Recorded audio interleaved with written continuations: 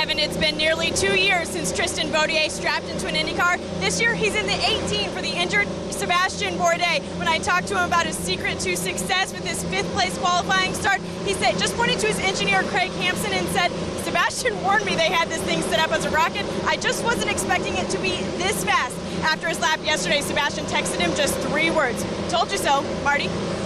Hey, one of the big questions tonight, who goes to the top of turn 1 and 2 and how quickly do they do it? It's going to take some bravery to get that done. And when it comes to bravery, maybe no one braver on the grid than Mikael Alosian. He told me earlier, yep, I'm going to go up there as soon as I can, because if you can work in that second groove, you're going to have a pretty quick car later in the evening. Jan?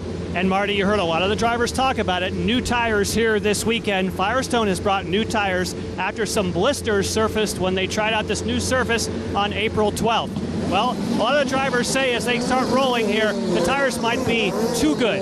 What do they mean? Well, last year they lost grip right in the middle of a stint. Now they're saying these tires are staying under me the entire stint, meaning we should have close racing from beginning to end, Robin. Yeah. Oh, hello.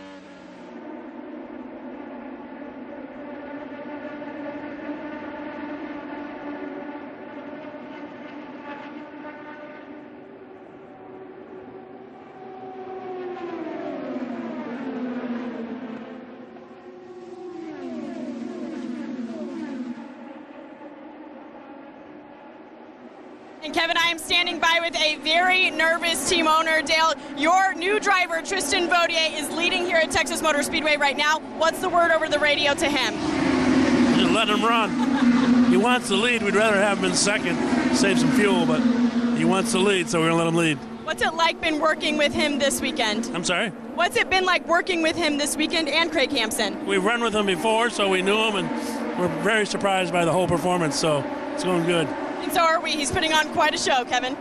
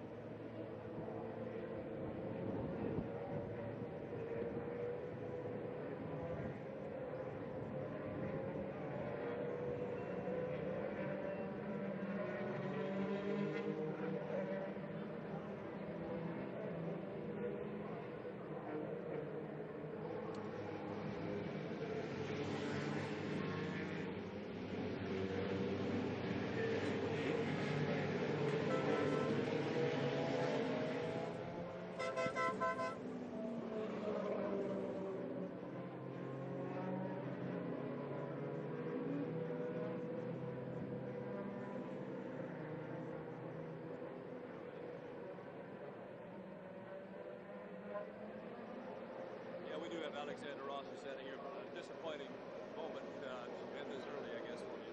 What happened?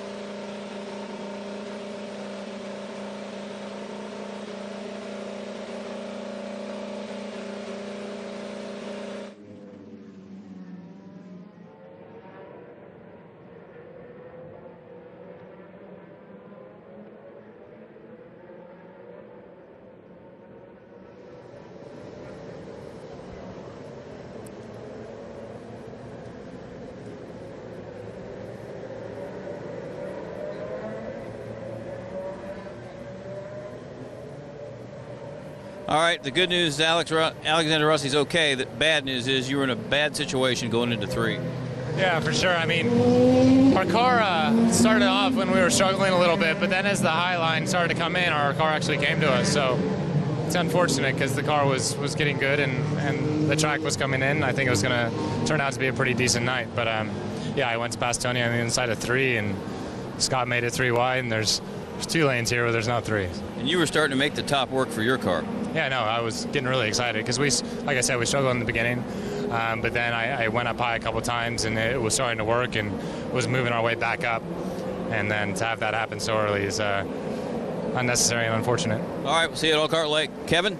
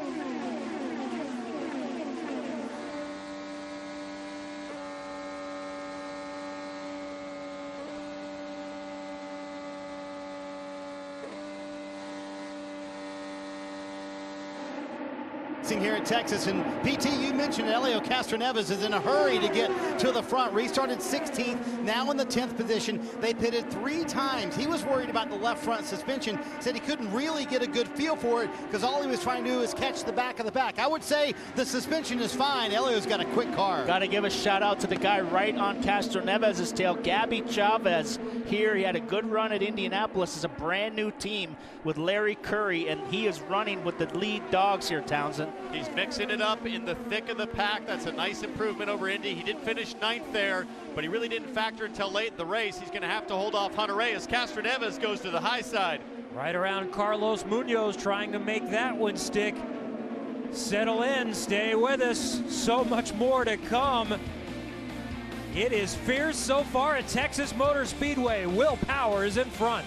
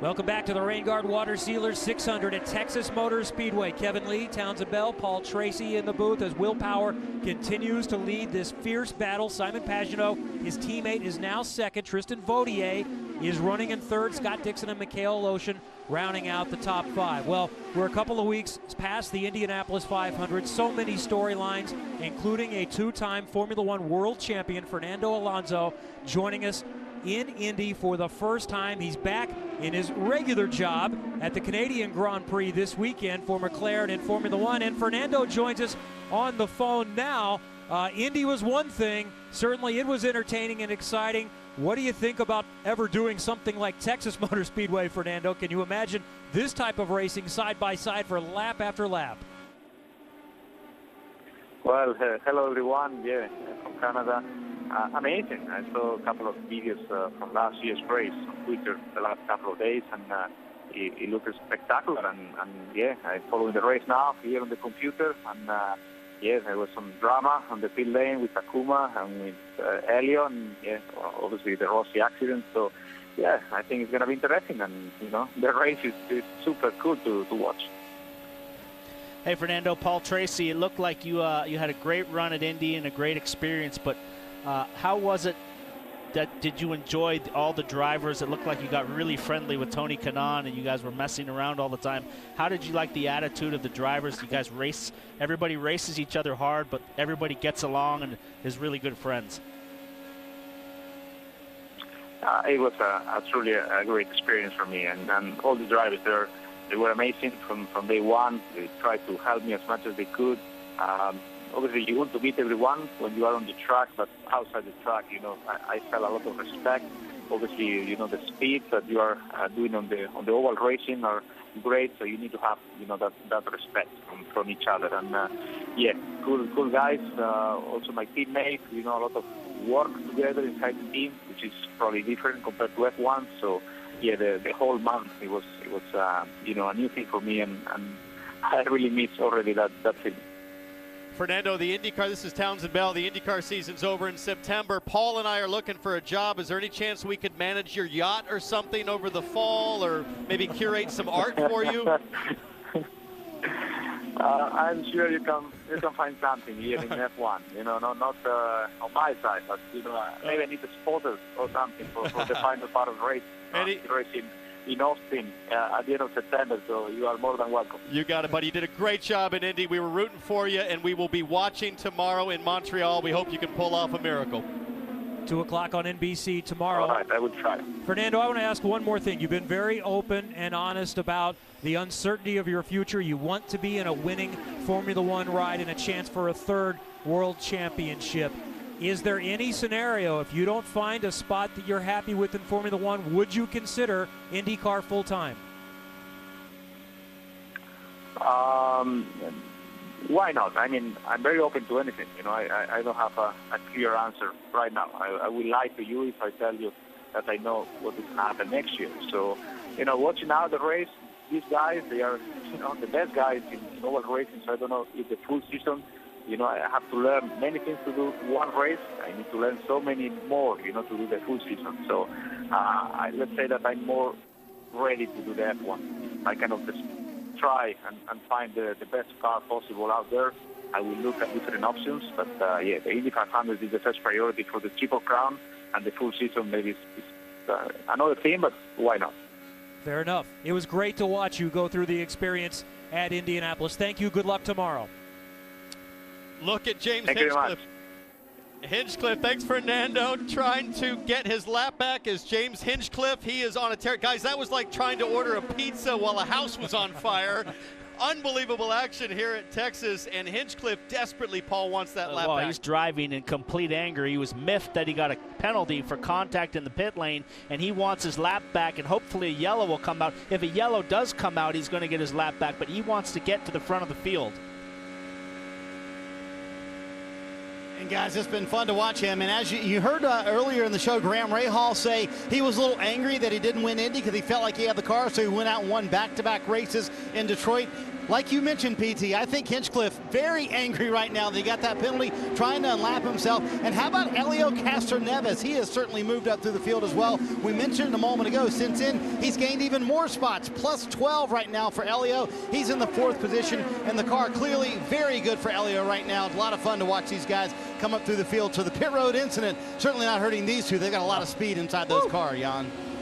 Joseph Newgarden is making a stop because he's come on the radio saying that he has a very bad vibration. Now, this is earlier than the leaders would like to stop, but when you have a vibration, that's a 6.4 second stop for Joseph Newgarden. This is within the window, so we will see the leaders stopping soon, but now for Joseph Newgarden, who'll have to save some fuel and hope this set doesn't have a vibration. Watching James Hinchcliffe, he's going for that big over-under move. He's getting way up high here as he makes a move on Simon Pagenaud. There's not enough to go around the outside, but watch him, Townsend, here. He'll sweep to the outside to the wall. See right there, he pops out, and he's going to try to do the over-under coming off right here. It's so dangerous, though, to do the over-under, to start high and try to cross over in that dirty air. We've seen lots of guys wreck in years past trying to make that work. But right now, Hinchcliffe throwing caution to the wind. He has to get that lap back. And you see Simon Pagenaud there to the left. He's been on the radio communicating with his team and Will Power. Look how close that is. He has said, I'm not going to try to pass Will. We will work together and pull together, draft each other. And you can see when you do that, that makes it that much harder for Hinchcliffe. Watch the Penske cars now all moving to the front. First, second, and there's Castro Neves now in effectively third place. Take James Hinchcliffe out of that. He's a lap down. So it's a Penske 1, 2, 3 right now. Chevy, Chevy, Chevy, and it was a Honda domination 1 through 9 in qualifying. So the Chevys are moving to the front. And look who they're closing on. That's Joseph Newgarden, who finished that stop, who's 1 lap down, and he will not want to go 2 laps down. So it's a Penske 1 lap down, leading 2 Penskes that are coming up to lap him.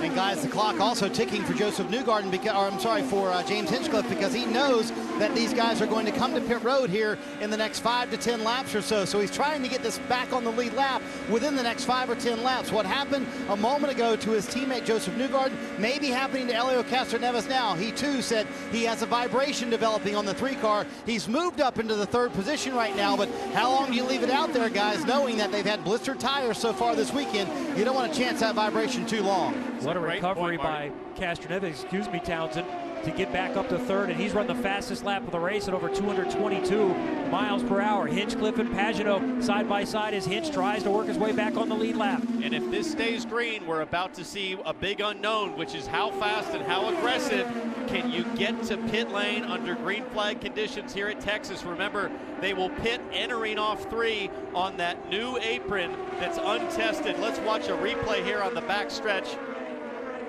This is the 19 and trying to go around Tony Kanaan. Tony Kanaan had eyes in the bell. Oh, Castroneves in the wall. I wonder what happened here. Oh, he's going to hit the inside wall real hard as well. He's got no steering. Car's on fire.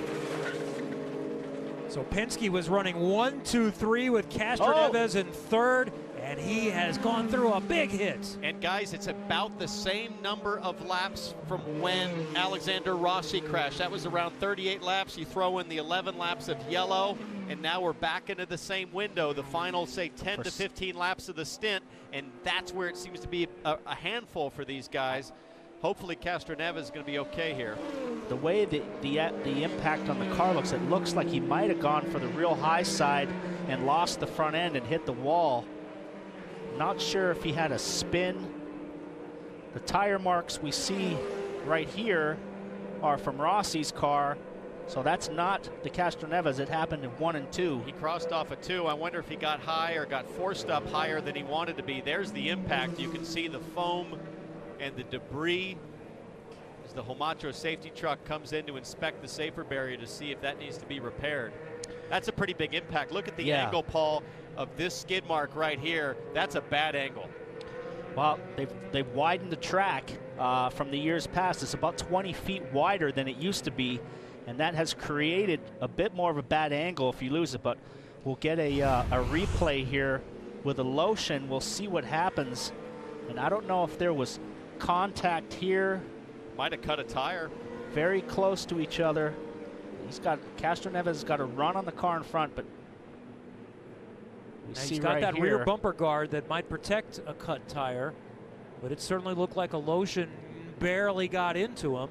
Oh, he got a flat. Yeah, something broke or he got a flat tire. I don't just kind of skated up the track and hit the outside wall on the exit. So it was a glancing blow. It wasn't a half spin and hit the wall, but either something in the suspension broke from that contact earlier in the race. That looked like with James Hinchcliffe. He said something was bent in the car, and they looked around the rear, so maybe something finally let go. I think it could have been, and it looked like a maybe left rear suspension, perhaps.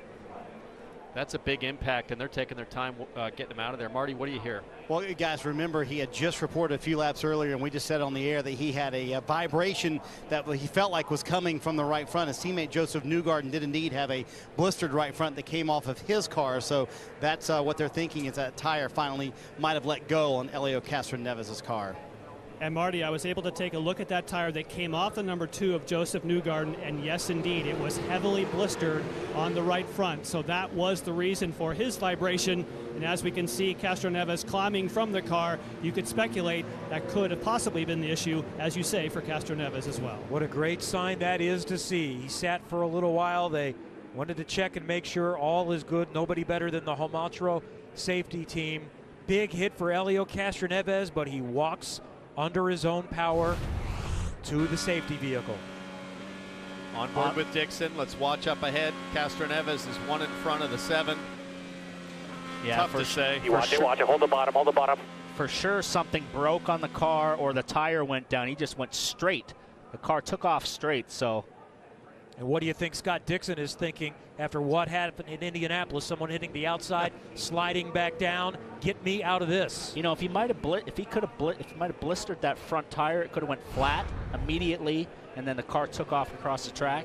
But the sparks on the left rear, if you flatted the right front, I wouldn't expect to see the sparks on the back. It almost looked like the left rear collapsed, perhaps.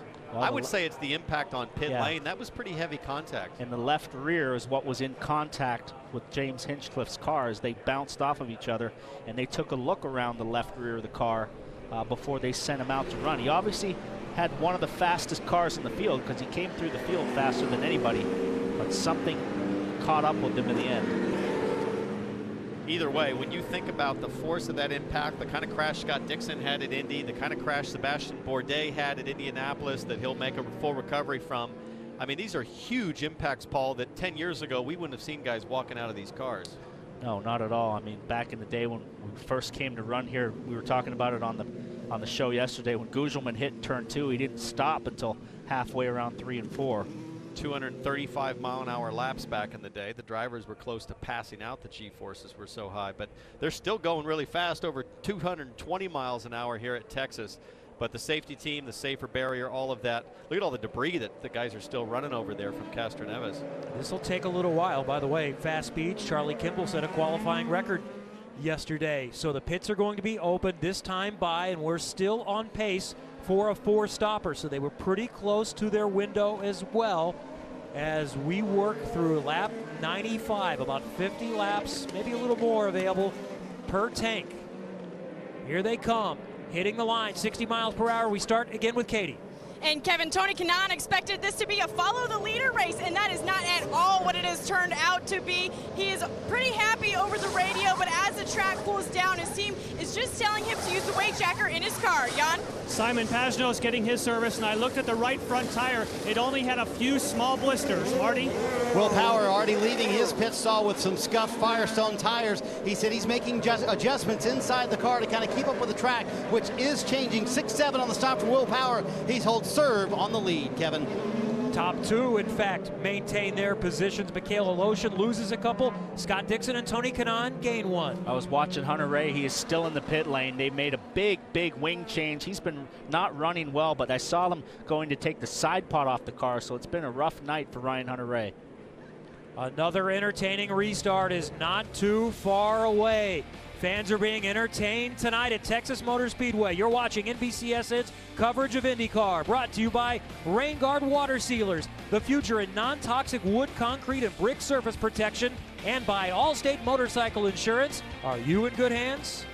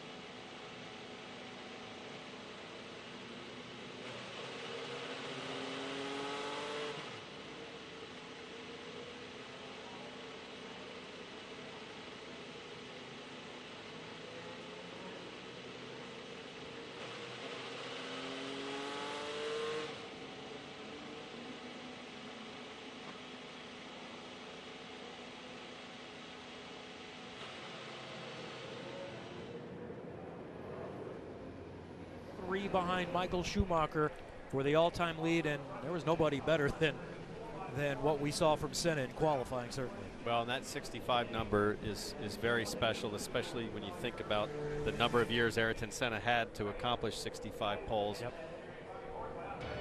All right, we're going to get going again soon here from Texas Motor Speedway under a second caution.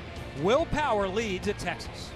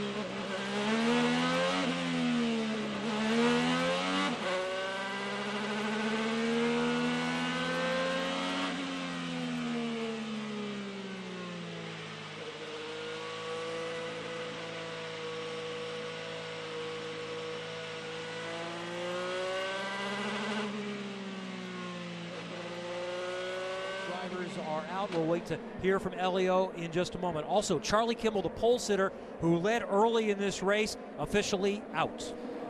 And we understand that there was an oil leak, but the engine was still running, so must have been some other issue. Guys, 19 cars left in this race. I can say hand on heart, 19 cars can win this race. Everybody has a chance.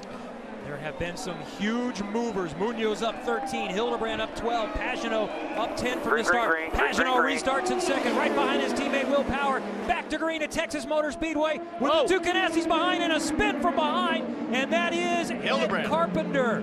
Ed Carpenter, what a save. Danny Sullivan style from 1985. I think he had contact with Vautier. I think Vautier came down, his tires are flat spotted. Damage.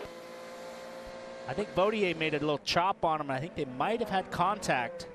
Let's check this out with his in-car.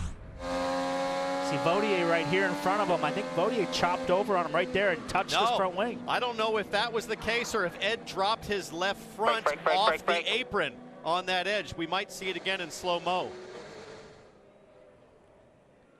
I don't think he didn't get any grass there. Didn't look like he got any grass. I think he just got chopped a little bit and then had to jump on the brakes and lost it. I don't know. That edge, a lot of drivers complaining about this edge. Let's watch this. Right there, look at the left front. No, you're right, Paul. I'm always right. Yeah. What a remarkable save, though. That's a good save. He goes around and gets it in the right direction. He's going to have to come in and get some tires and maybe get a front wing. And one of the issues is Ed did not want to have to put a left front on the grass because of the lip there. he just ran out of room. And I know you're the one driving it, but it's our impression that when we run the high line, it opens us up to all sorts of attacks from all different angles. It's Craig Hampson talking to Tristan Vautier. Coaching his drivers. It's been a couple years since Vautier's run. He's so strong on the high side, but what Craig is basically telling him is got to protect the bottom line because it just opens you up for guys sticking it down the inside, Townsend. Especially if you have to breathe it a bit or check up a bit on the high side, and then you can't get back down into the traffic, into the single file line of cars down the straightaway. Ed Carpenter to pit lane. Put all four on it. So they'll do the Firestones first. Let's see if they go for the front wing assembly. They think it's good. Go ahead. He might have just felt an excessive vibration from 4 flat spots and thought he Into had an a spin issue. and win here. There you go. That's a shout out to Danny Sullivan, who spun in 1985, didn't hit anything at the Indy 500, came back to win. And Ed Carpenter, who has such a great car, he's had some frustrating runs here the last couple of years, so he knows that he has a chance if he stays on the lead lap like he's done here. He can come back through the field. Well, he's going to need to catch the rest of that pack because they're all right up there in front of him. So they're going to go green pretty quick because there was nothing on the track. So look for the next lap to go back to green. So Carpenter, I think, was running 8th. Now he falls back to 19th. The last car on the lead lap. In fact, everyone still in the race is on the lead lap. Let's listen into what Will Power is talking about on the radio. You can help Simon out if he wants to stay behind me. If he needs me to do something that'll help him run in my air. Yeah, what you were doing before with the line and pace and everything was fine. He was good with that. That's John Boslog talking to Will Power. And Joseph Newgarden coming in, taking the opportunity. Remember, he had a pit speed violation earlier and had to serve a penalty, and then also they had to pit off sequence. He had a vibration, right? I like that move, though. You're at the tail end of the lead lap. Sure. You got a fast car. Why not top up and put yourself 5 laps, maybe 10 laps to the better on fuel and tires than the rest of the field? Smart move for the number 2. Newgarden at one point was 1 lap down. He pitted off sequence, but he has been able to work his way back up on the lead lap, and this caution was huge for him. He stayed out during that last pit sequence, got back on the lead lap, and was able to now go ahead and take his service. And let's take a look now at Joseph Newgarden, the number 2, Team Penske, hummed by Verizon in tonight's Chevy driver profile. I have seen and read portions, and I had my children sample Joseph the IndyCar driver. Excellent book, excellent work. Joseph is very active, mountain biking, movies, played high school baseball, great in the community as well. Joseph Newgarden still on the lead lap. Jan, what do you have? And he had a scary moment that we talked about. He pitted early and got off of sequence because of this tire. That was the look of his right front tire that came off. And remember, it was only a few laps later that we heard radio conversation from Helio Castroneves that he also had a vibration. All right, getting ready to go back to green again here. 106 down of 248. Texas Motor Speedway. It's been fantastic so far. The high line is open up. Here we go again with Will Power leading Simon Pagenaud, Scott Dixon, and Tony Kanaan. Having looked at those blisters, Townsend, those were not little blisters. Those tires were tore up as we look at the white car Vautier on the outside. He's not listening to Dale Coyne or Craig Hampson. He's saying, guys, that's how I got to the front the last time. Let me run high. I'm wondering if this is a setup issue that we might see later in the race with the Penske cars like we saw at Phoenix a couple years ago. Look at this guy, Scott Dixon. It's time to go. Working Simon Pagenaud also up high, and I love how much further up the track everybody's able to run now that it's rubbered in. 2 Penskes, 2 Ganassis, and Dale Coyne Racing running in 5th with Tristan Vautier in his first IndyCar race in a year and a half. Almost 2 years, really. Vautier's got those sparks flying off the bottom of the car, very similar to James Hinchcliffe last year. We watched Vautier go around the outside of Michaela Lotion. They barely make contact right there. I'll tell you, that's the second time Michaela Lotion has gotten into somebody. Maybe it was the 3rd time that a Lotion's had contact and kept going. Crazy stuff here. Full contact event tonight. Here comes Kanaan now on the high side, so he swapped positions with Scott Dixon. Look at and then Bodier going on around the outside of the 4-time champ. I tell you what, Dixon's car is really good on the short run, but on the long run as they get going, he seems to fall back. But in the first 2 or 3 laps, Dixon is super strong. But as the run goes on, I think the strongest car is Bodier. Well, as the temperatures cool down a little bit here, I think everybody gets more confident as the natural mechanical grip of the car just increases with lower track temperature. Now, Bodier goes to third, and I think he's going to go for the lead here in turn 4. He's going to try to go 3 wide. Whoa. The first guy to try it, but he backs off. Woo! How are you, if you're Dale Coyne, how do you balance the enthusiasm with winning versus the freak out of crashing another car? Bodier putting everything on the line right now. I think Dale's just in the mindset now. He wants to win races. He's got a guy with some experience. They got a shot at winning this race, and you just got to let the guy go and do his job. We're not even halfway here at Texas, guys, and this track has already transformed back to the old Texas that we know and love. Think about what Dale Coyne Racing has done this year. Sebastian Bourdais in the 18 was leading the championship. James Davison steps in. He hadn't been in the car for a couple years as we ride along with Mikhail Aloshin and see 3 wide for a moment. The 2 Foyt cars are in the mix there. Guy we haven't talked about all night is Connor Daly. Has moved all the way through the pack, and he's up there with the lead group now. Daly 10th, Munoz 7th, so AJ Foyt, Super Tex, is having a Super Texas race tonight. I wanted to go back to Coyne and what James Davison did at Indy. He ran with the leaders, and now here on a challenging oval, their car is again running up at the front. Jan? You've been talking about the Foyt cars as we see moves through the field. Connor Daly, as you mentioned, up to 10th place, said, my car will just not run on its own, but it works great in traffic. Well, guess what? He's been in traffic all day. Well, he's going to be in traffic all night for sure. The question is, if you get that car to the front, how do you get to the lead and hang there? He had a great test at St. Louis. They've obviously found something in race trim. They just need to get those AJ Foyt cars qualified better. They started last and second last, but they both moved through the field. Munoz in 7th and Daly in 10th. This is so fun to watch, guys. At the front of the field, it seems like Dixon and Kanaan, they want to try to settle in and run, and then all of a sudden, some of these young guns like Aloshin and Bodier start to mix it up, and they say, oh, I want to get back up to the front. So not a lot of patience from some of the young guns, and the veterans don't want to fall out of the top 4 or 5. Meanwhile, back in the pack, Ed Carpenter, who had been racing, he had to restart at 19th. He's only been able to make up 1 more spot so far. We saw James Hinchcliffe for a moment, a lap down at one point. He's on the lead lap and running in 16th. Ed Jones doing a good job. We just saw him poke his nose down the inside of Munoz. He's running in 8th.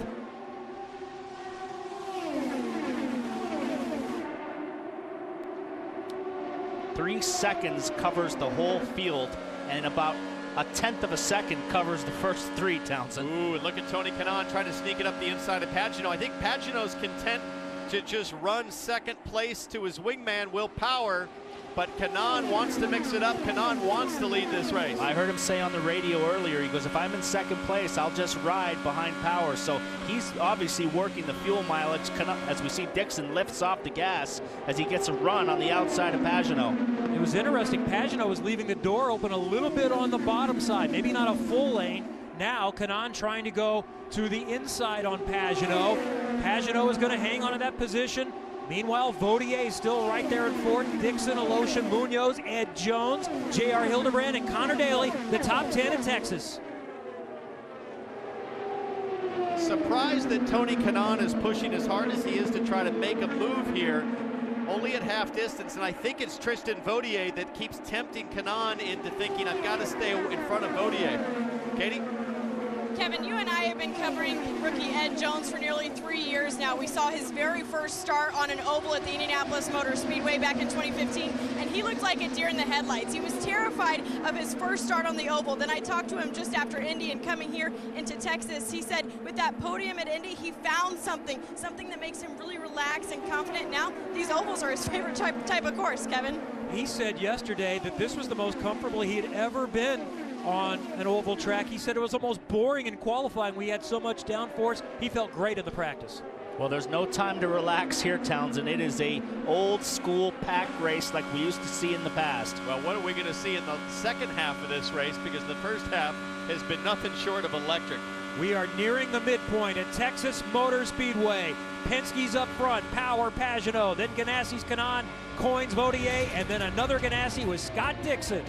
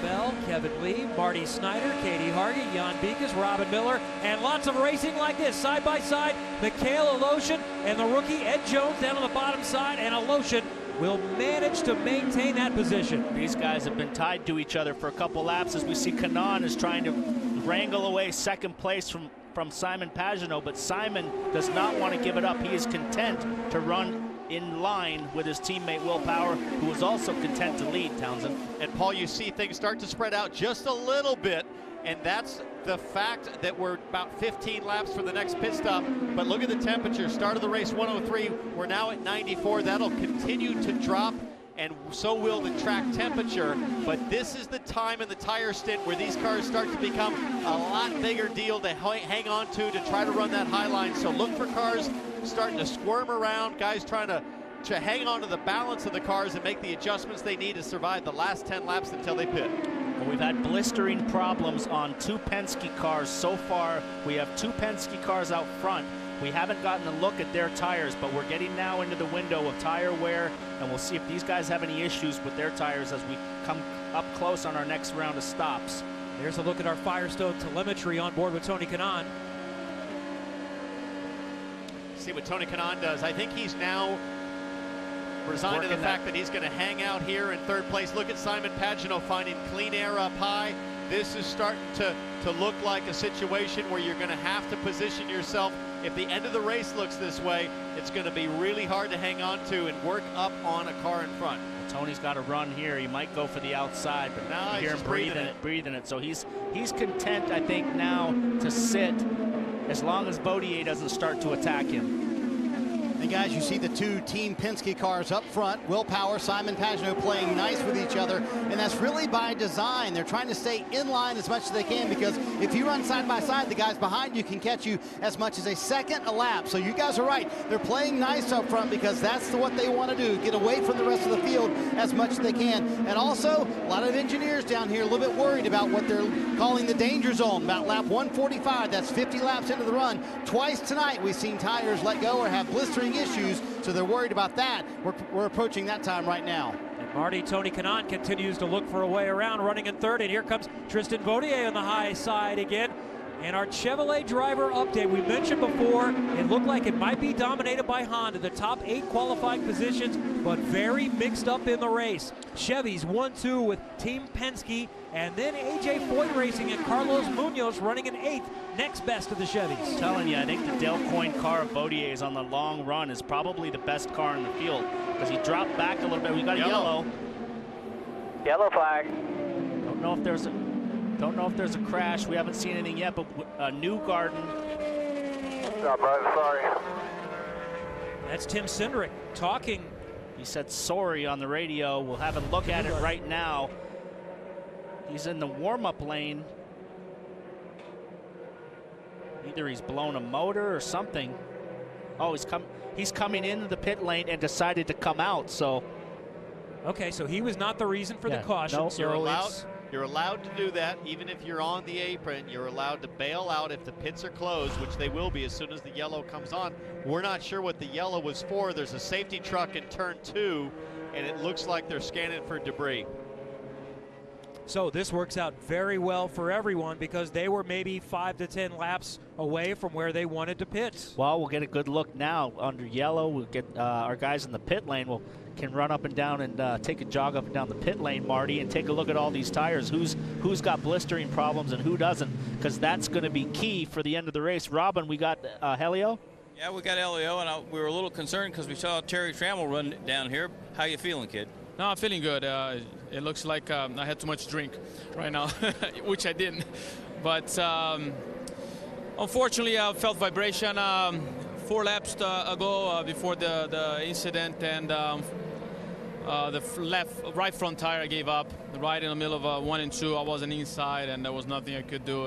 This is not like NASCAR that you hit, come back, change tire, and go again. It was a big hit. I have to thank all the safety crew and the safety wall as well, because I remember when this used to be concrete. Woo! It hurts a lot. And you made a great comeback from the lap. You came from the back to the front again. Yeah, no, the car was awesome. I mean, I had no problem, to be honest. There was a little bit of a shoving, people chopping you down, but tracks start coming in. I had a phenomenal car. AAA Chevy was really, really good. I knew I could be up there, but unfortunately, it wasn't our day. Glad you're walking, taking Excedrin. Kevin? Well, it is great to see that Helio is okay. Pit stops, and we saw really the top 3 go out as they came in. I wonder if Helio, when he said I had too much to drink, Townsend, that he maybe drank a lot when he got out of the car and got sick. No. You know, your adrenaline is pumping so hard after. Well, I think what Helio means is I clobbered the wall and I'm feeling pretty woozy. I mean, that was a huge hit. Or at least they were checking him for that, whether he was woozy or not. But certainly when you take a hit like that, they're going to look into that. All right, another restart. They've been great so far is coming up. Will Power's in front, under caution at Texas.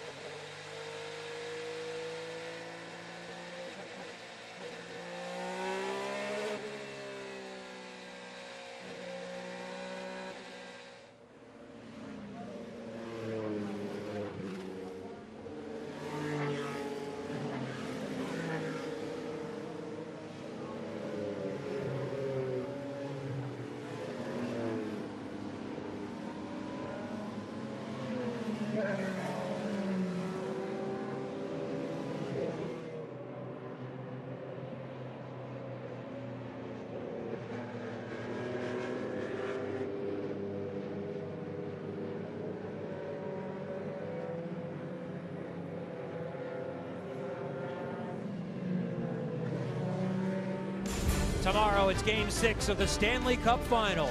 Sidney Crosby and the Pittsburgh Penguins can repeat as champions, while the Nashville Predators look to feed off their spirited crowd and force Game 7. The home team has won every game so far. It's the Penguins and Predators. Tomorrow at 8 Eastern on NBC.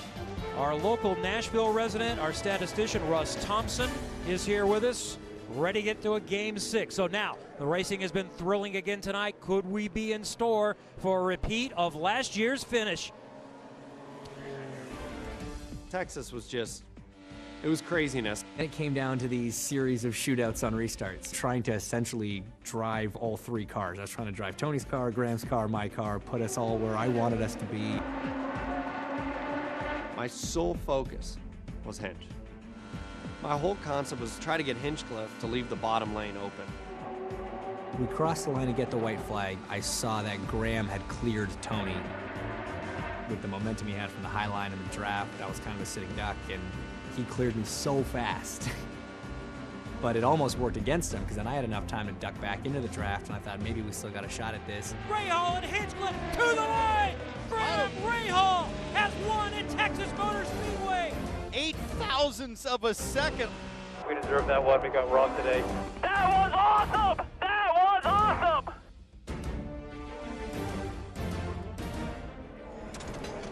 Well, we wondered if that could possibly be top, but so far we look like we might be in store for something similar.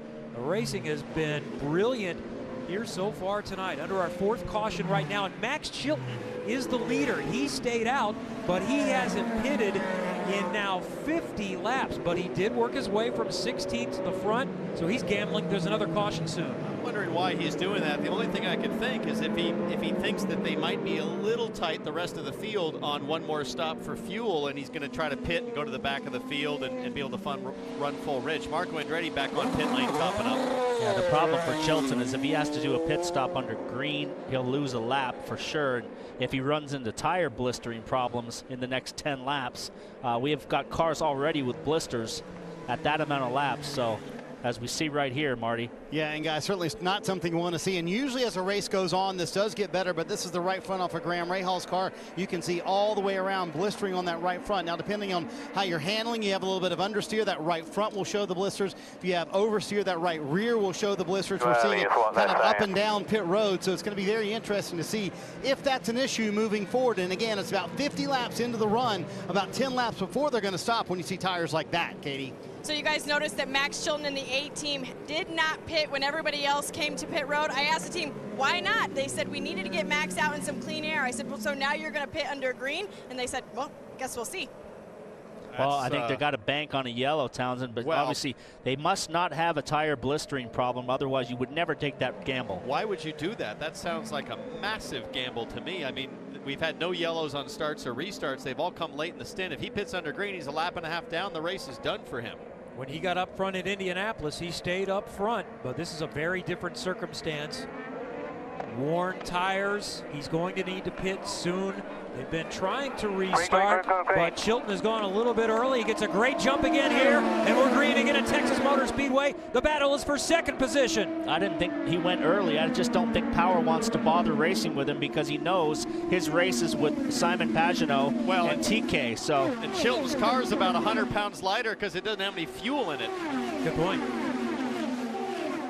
How long can he stay out? We have had multiple cautions, 2 of them during this last stint. Side by side back in the pack.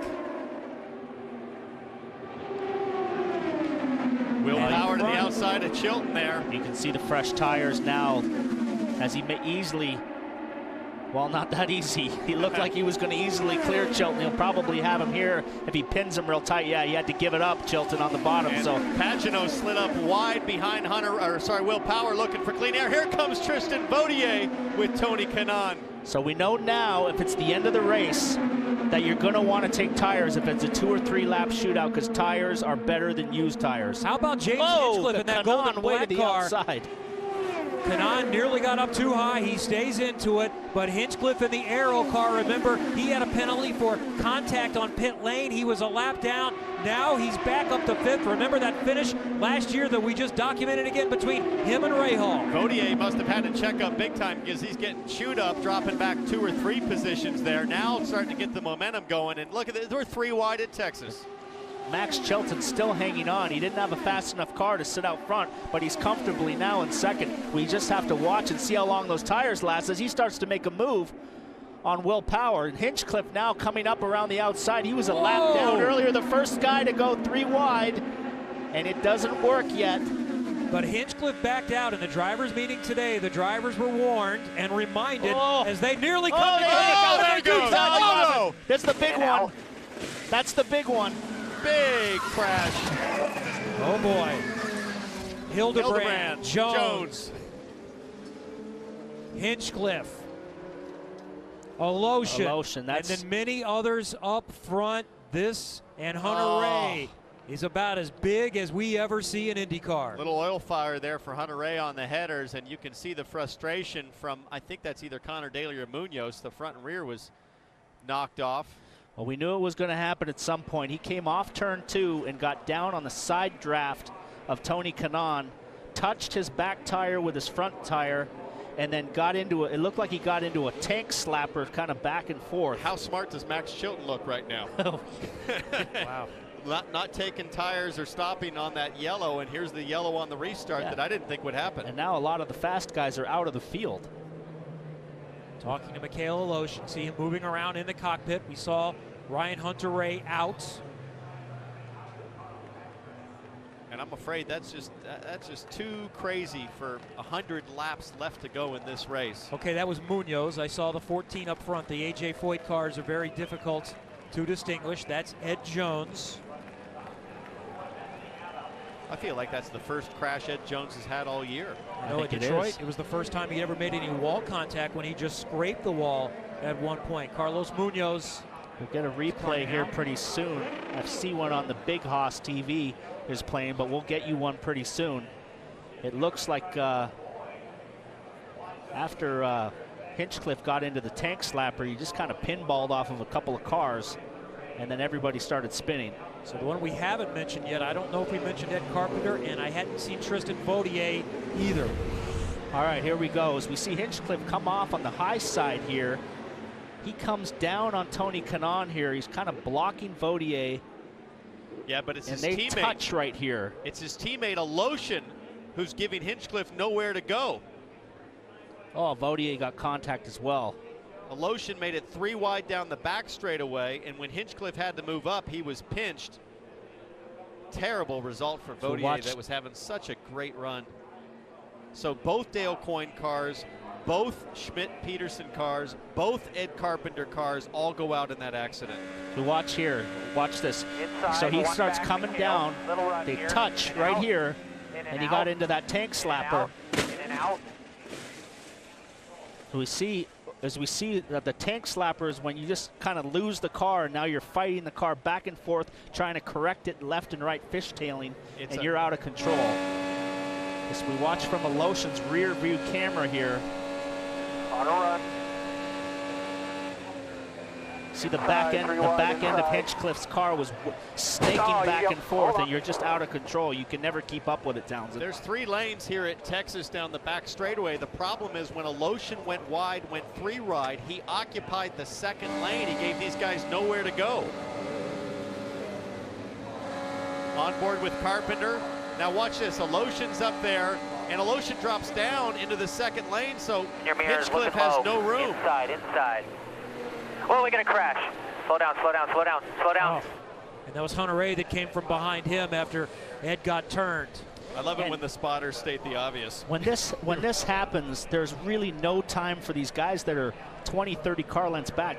You're in it when you get there. You're going 225 miles an hour. There's no way to even slow down. And that was exactly like the Rossi crash earlier, which is you're the sandwich. Hinchcliffe is in the middle of 2 cars, nowhere to go. The real estate disappears in front of him or beside him, and he just ping-ponged. And I just started talking about the drivers were reminded 3rd car in should be the first one out. And we saw, I think it was Hinchcliffe had just done that a moment before. Yeah, I'll maintain that Hinchcliffe would have Yellow, been... go low, go low, go low, go low. I'll tell you what, Ray Hall did some good driving there. Stay where you are. He was, Stay where you are. Great job. Real switched on there. He got it woed down and didn't get in there wide open like a lot of guys. Look at Vautier with his left hand on his helmet. It was a big impact, but I wonder, is he just thinking, oh my, or what's going on? Or is he holding the visor down, or? It was a big, I mean, Vautier had the hardest hit as he just ricocheted off and had a bad angle. Red flag. A lot of cleanup, so they don't want these guys running through all that debris. There's debris everywhere in turn 3 and 4, all the way down to the apron. So you run through that stuff, you'll cut a tire down immediately. So lots of cleanup to do. There's Carlos Munoz walking. He's okay. Glad to see everybody get out. Roger Penske talking to Joseph Newgarden. So the incident is under review. I think a race official just told Roger Penske to get away from the car. Well, like you said, it's under review, but I think everybody that was in the accident's out. So there's no penalties, Jan, I think they can give out to anybody. Yes, and when you see all these cars parked on pit road, there is no work that is allowed. A crew member may come with a battery or with some damp towels to put on the bodywork. They can look to assess to see if there's any damage, but no work can be done until they get back to racing. So we're now down to a field of 11 cars left after starting 22. Well, last year we had a fantastic finish with just 5 on the lead lap. These 11 are still on the lead lap. Our 5th yellow has produced a red flag condition. Will Power is in front at Texas Motor Speedway. Stay with us for Saturday Night Racing.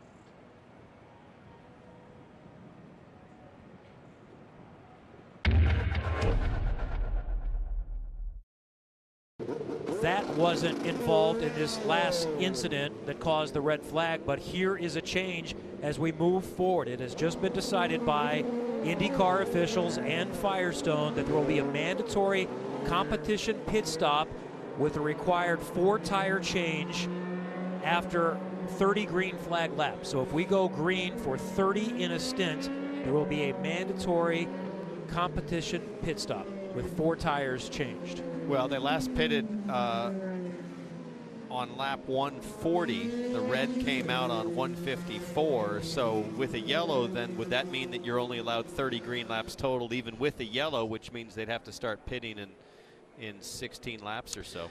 Well, there was also a lot of debris when they brought the cars back down to pit lane. They had to run through all of that crash damage that was all over turns 3 and 4 in the apron. So probably just the series erring on the side of caution. Mandatory stop, but everybody put new tires on. Yeah, but what they're saying, Paul, is they're not going to allow more than 30 green laps. Correct, and it will be a competition caution. Competition caution. Yes, okay, so that's what I wanted to clarify, and that's what I'm being told, that it will be a competition caution. Jan? Kyle Moyer is on the radio to Simon Pagenaud. The team is setting up for a pit stop. We're trying to get a quick word in. You just had the word from race control about these cautions now to protect the tires. How does that change your strategy? keep doing what we're doing, run as hard as we can. The car's beautiful and everything, and it's hanging up front, so we'll just do the best we can with what the strategy is. I guess this is what they call IndyCar stage racing, but you know, it's part of it, and we'll get through it. You know, him and Will and everybody's doing really good, and we'll try to stay up front.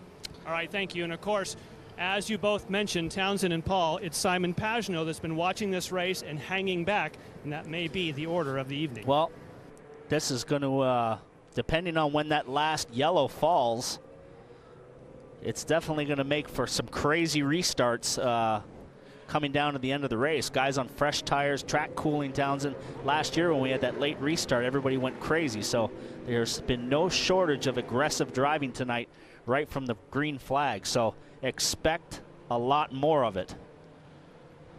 And by the way, for this mandatory competition caution for 4 tire changes, the teams have all been alerted as well through the instant messaging system that IndyCar uses to communicate with the teams. Now, we're going to see everyone likely take their pit stop. So Max Chilton, as mentioned earlier, running second, who stayed out to move from 16th to the lead a moment ago, is going to catch the break, and if he has a good pit stop, he can stay up front. But here's what's interesting. If Chilton pits now, then he won't have to pit on the mandatory yellow, because they have about 10 laps on the tires before the last yellow came out. So how does that play out?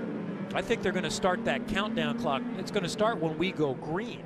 Well, and everyone's going to pit here. With 92 to go and mandatory 30-lap stops, if it's under green, that's going to make a stop with 10 to go, and you're going to have a 10-lap shootout, and it will be nuts. So we're told mandatory pit stop right now. And you need to stop here because yeah, you're wondering who's run through debris and everything else involved. Yeah, and frankly, there's only 11 cars left, so all you got to do is stay on the lead lap. And Kevin, I believe in your statement it did say 30 laps of green. Correct. So remember, this can all shift with yellow. Yeah, so if we don't have a 30-lap green stint, then that's all out the window. So Will Power is going to lead them down to pit road, and Max Chilton is right behind him, Katie. Well, Kevin, the 8 team's decision not to pit earlier under that yellow could change the entire course of Max Chilton's race. As you see him pull there into his pit box, just going to fill it up with Sunoco fuel and 4 fresh tires. Jan? Simon Pagenaud just taking on sticker tires for him. Again, you would put the sticker tires on a short stint. Marty? Sticker tires also for teammate Will Power, who, because of all the wrecks, has a bunch of clear stalls. You see him going through all those stalls, leaving pit road, easily wins the race off of pit road. 4 fresh Firestone tires and Sunoco fuel for this next 30-lap run. Looks like some issues down there on pit lane with, is that Marco Andretti? Wing change from Marco. He's been having handling issues all night, so it looks like they might be making a downforce change or something. Well, why wouldn't you? If you're only going to run 30 laps in a stint, this could be a great decision. Trim this bad boy out, knowing that you've only got to go 30 laps and give yourself a bullet on every start, restart. Well, you can see that wing is tilted back, so it looks like a qualifying low wing. downforce wing. Dave, hold on. That's Brian Hurd on the radio, a master of strategy. Yes, and they put this wing on, and they told Marco this wing is non-adjustable. So what we give you, that is what you have. Now, I'm not certain there wasn't damage on the prior wing. So yes, this is trimmed out, but it may have been led to by damage. Wonder if you could get to Brian Herta, Jan, and find out if that's like a qualifying special they put on, or if it was damage related. He really hasn't been a factor all night, so they got to try something to get him up towards the front. And there's a lot less. Ooh, he lost a lap. That's a disaster. Well, I'm willing to guarantee there's going to be another yellow for him to get his lap back. We've been told that it'll absolutely happen, so he just has to try to get to the front. But he'll have to pit with everyone and won't have the opportunity to get the lap back, right? Yeah, good point. Watch Ed Carpenter, who is trying to repair his car, Robin. Well, I was just talking to him about how crazy everybody's driving, and he wished the chief stewards would make some calls about guys changing lanes, and they said, hey, get in the car. They just rebuilt the right front, and he's going back out because he just looked at the leaderboard and said, there's 11 cars there. This could be a decent finish. Here we go, winding up again at Texas Motor Speedway. The red flag was just over 30 minutes. Green. Back to green, racing at Texas. Marco now running in effectively second place, but he's a lap down. So what he needs to do is just hang there and wait for the yellow to get his lap back. Do not get sucked up and towards the back of the pack. But now, as we see Simon Pagenaud sweep around the outside, he wants to get back in line with his teammate. Look at all that debris and dust there in turn 4 from the crash. Now, meanwhile, watch for Tony Kanaan. He has been penalized. He will have to serve it here. It is going to be a stop and hold penalty for Tony Kanaan.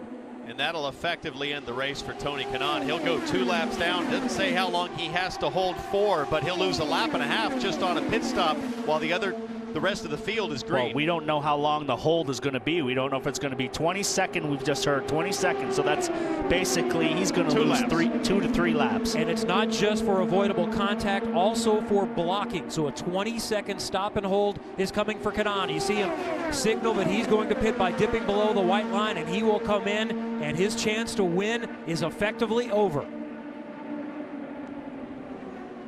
Right now, if you're Scott Dixon in that blue car on the right screen, you have to be thinking about, let me just practice what it's going to take at the end of the race. You don't have to worry about making positions right now if you know this mandatory caution is now going to come out. So I think Scott Dixon is just practicing what it could be like if there's 10 to go, 20 to go, and he's in a contention for the win. So 11 cars left in the field. Don't take any big risks. Protect the equipment. You can see Tony Kanaan shaking his head. Obviously doesn't agree with the call. I wouldn't say he's completely out of it because we're going to have 3 mandatory stops, right? Yellows. If he gets his lap back on each one, he's back on the lead lap. He won't. It'll be mandatory pit stop, yeah. I think, for everybody. Okay. It'll be a competition yellow. So this has the energy and the feel like we're coming to the end as we see the sparks fly with Newgarden almost getting down there on the grass. But we've still got a long way to go as Newgarden goes side by side with Dixon for 3rd. Tony Kanaan coming out of the pit lane at the end of the field. He'll be 2 laps down now. This looks like the last 5 laps of the race. Exactly. That's what I'm talking about. But we have a long way to go here. I'm telling you what, these guys are racing like it's a full moon out because it is a full moon out.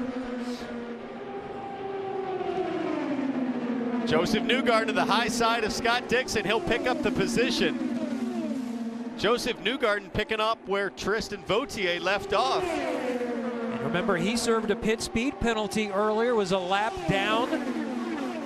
Had to pit off sequence, back on sequence now. 1 of 12 still in the race, and that includes Ed Carpenter, who is back out 12 laps down. Love this view. On board with Graham Rahal, the helmet cam.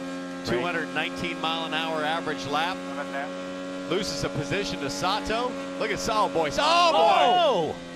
And he hung on to it. What is Chavez doing? He just hit me.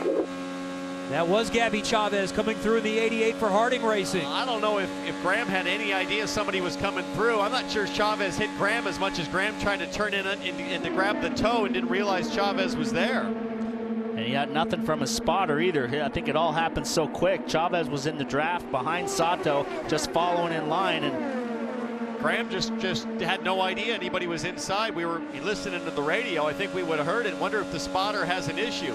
So that incident is also under review. The stewards have been. Your contact with Chavez now. There you go. They've been very busy tonight. That's Rico talking to Graham Rahal. I don't put that on Chavez at all, Paul. But guys, this has been going on all night long with Graham Rahal. He's been very upset with the 88. This is about the 4th time he's had something to say about him. But that was cool that we were riding on board. Even saw him hit the button to tell the guys on the radio that he was not happy with him. But this is not the first time. They're going to make the 88 give up the position for blocking. They're going to tell the 88 to get out of your way. And there you go. There's the ruling from race control. 88 has to give up that spot, so Graham Rahal will go back to 6, guys. Oh, that's an easy thing to do. He'll just lift off right there, file back in behind. So that's better than a drive-through penalty. I don't agree with the penalty. It's not a huge penalty, as you said, Paul, but I don't know how you call that block. And Chavez was running through and running past Graham Rahal. The other point is, how remarkable is it that we saw that contact at 220 miles per hour and they're still going? Yeah, well, lucky that the damage wasn't worse. We look at Sato now, who's up to 5th place after that damage at the beginning of the race. He's steadily moved his way through. We haven't talked about him all night. So the Indy 500 winner is working his way back through the pack in that Andretti car. And look for this guy to make have a chance at winning tonight. Penske runs 1, 2, 3 with Power Pagenaud. Now Dixon making a move on Newgarden. Joseph Newgarden was just told on the radio, try to get in line with those guys. You can see he just lost that spot. Keep in mind, out of the Penske cars, Joseph Newgarden is the one that has had the most problems with the right front blistering. Now he goes to the high side again. They are trying to get these 3 Penske cars together. He can't quite hold on to it. In the back of the screen, you see Andretti. You asked about that wing. That's not a qualifying special. It's a replacement for the one that was damaged. Same downforce level. Marco Andretti has had an eventful night. His car was off pace early. He had fallen all the way back to last in the race at 21st on lap 32 and worked his way back up into the top 10.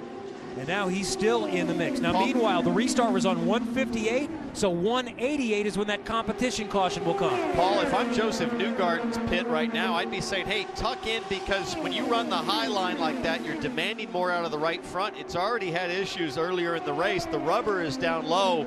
I think Joseph Newgarden needs to be careful he doesn't just force the issue again. Well, these 2 Penske guys up front, Pagenaud and Will Power, are just all night so far have been content to just ride there and protect their position. And the racing, the really wild racing, has been 3rd, 4th, 5th, and 6th, as we see Newgarden now side by side with Dixon trying to get that 3rd place away so he can tuck in with his teammates.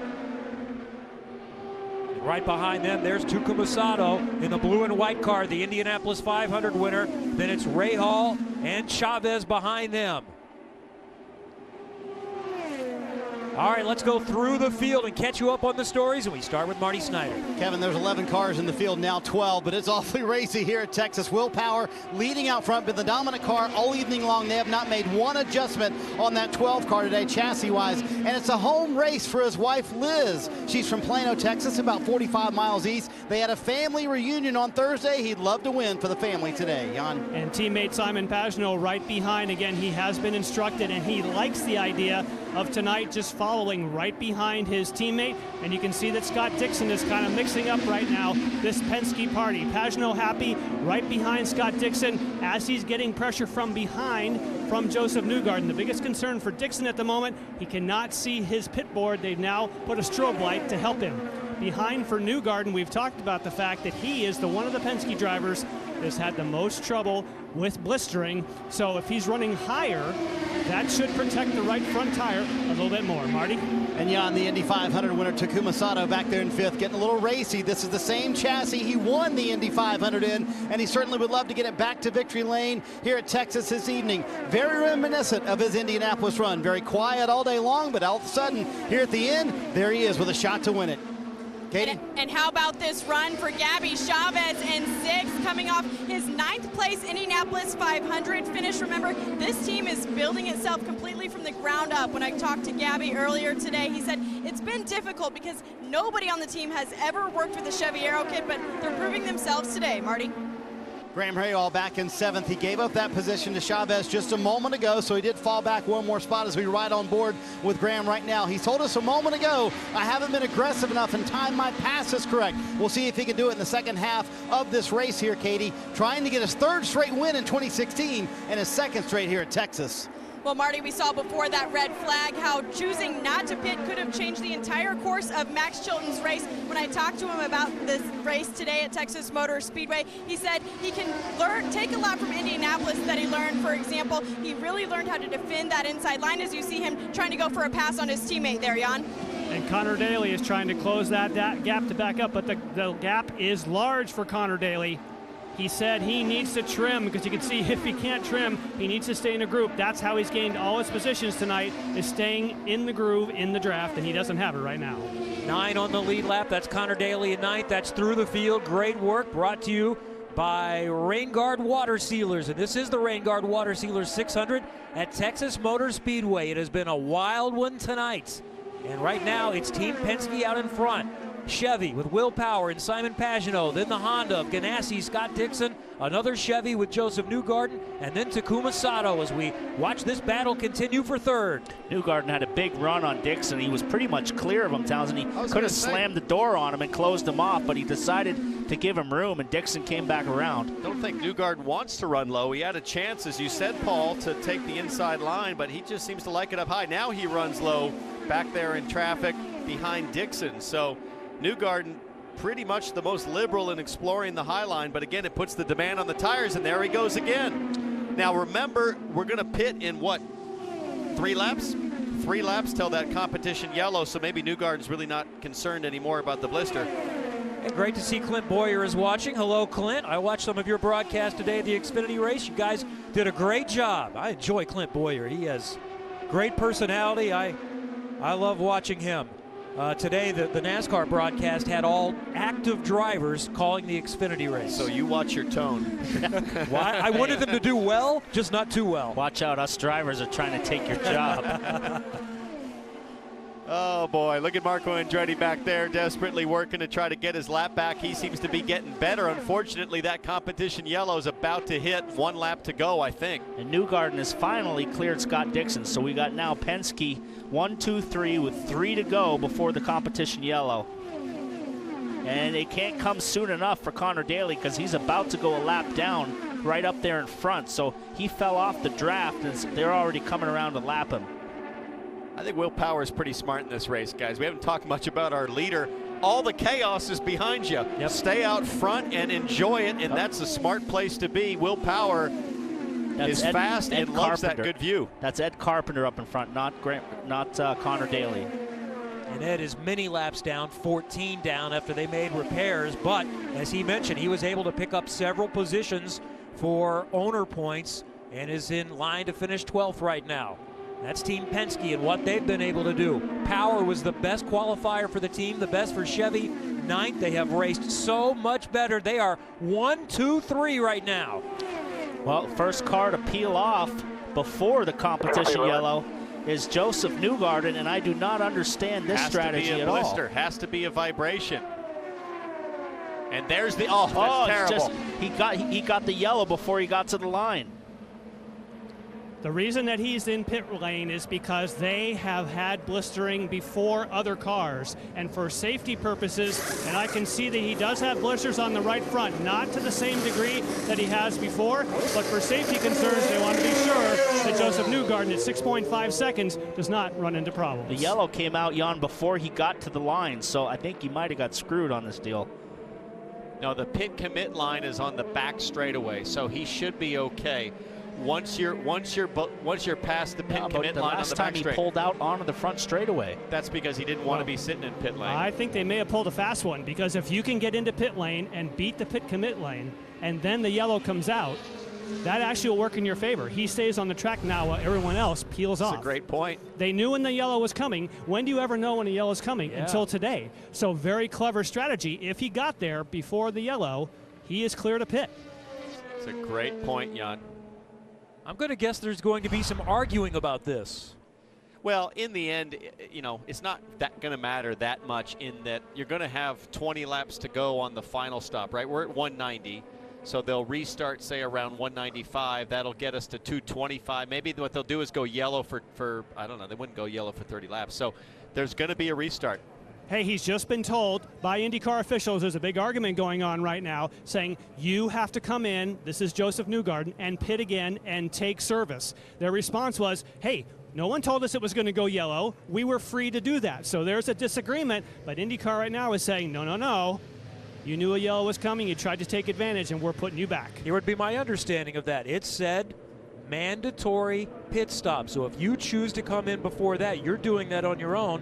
But when everyone else comes in, my understanding that rule would be that you have to come in again. Well, this says mandatory pit stop with required 4-tire change with a max of 30 green flag laps. Point is, he has to come in. That's the ruling from race control. Hey, you got to admire, they're trying to get clever. It's not going to really hurt them that much. They're going to be on the lead lap. There's 11 cars in this race. So what's the big deal? You're going to have to race your way to the front, and it shouldn't be that hard if you have a good car. I tell you what, you guys lost me at hello on this whole thing. This whole yeah, we're going to come again. This whole. We're going to do tires. This whole change up. They never told us they were going to go yellow. Never told us we had to pit under yellow. Don't worry, it's all good. This whole change-up of everything, I think they should have just let guys manage their own tires. If you felt blisters, come in. If you didn't have blisters, stay out. So I think a lot of it has to do with setup, because the only ones that are having the worst blisters are the Penske guys. Well, but I think Newgarden's running that high line, and that's going to put way more demand on the right front. But we're going to pit stops now. And let's go to Jan. Well, this may be mandatory, but it's still a shootout. You do not have to maintain position. So we watch Pagenaud, we watch Dixon to see this service. It should not take as long as usual because the fuel will flow faster. Marty? Will Power talked about trying to get into his pit stall better this time. The race off pit road going to be very close between Power and Scott Dixon. Power does win that race, I believe, off pit road. They made no changes to that 9 car, and no, Scott Dixon beats out Will Power barely. How about that, Kevin? That was close. I actually could not tell who had the advantage, but timing and scoring is showing Scott Dixon picked up 2 spots to go to the front. Well, let's watch it again. Will Power urgent to keep that clean view at the front and stay out of the chaos, but it was not that close in the end. Scott Dixon first with the transponder across the line. About like our finish last year, 30 inches or so. Yeah. Well, hopefully this will put Marco back on the lead lap because his car actually looked pretty racy. He was hanging around in there in the top 4 or 5 guys. So, well, the question is, how many laps of yellow does IndyCar force here? Because if they're 192, you're going to have 30 laps. Say if they restart at 195, that takes you to 225 for the last pit stop. So we're going to see the exact same thing. We're going to see a fresh tire shootout to end this race. Don't go anywhere, folks. It's going to be awesome.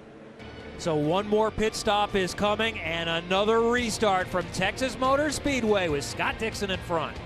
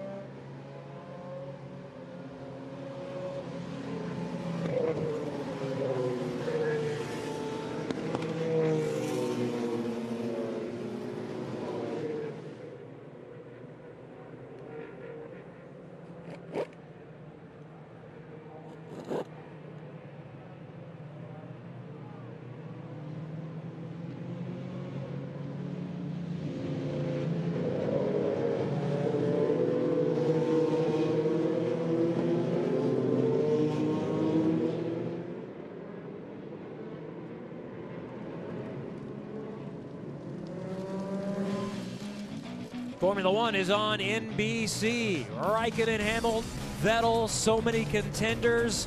Vettel leads the championship. Ferrari, Mercedes, Red Bull, who's going to get it?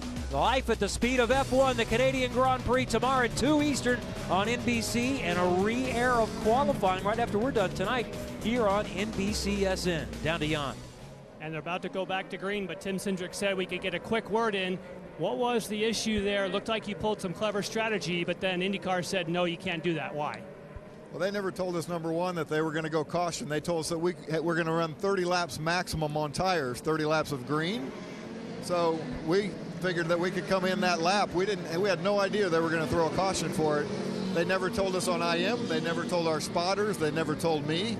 They never told anybody that they were going to throw a caution, at least in our pit. with 30 to go. We just knew that we needed 30 laps max. Very interesting.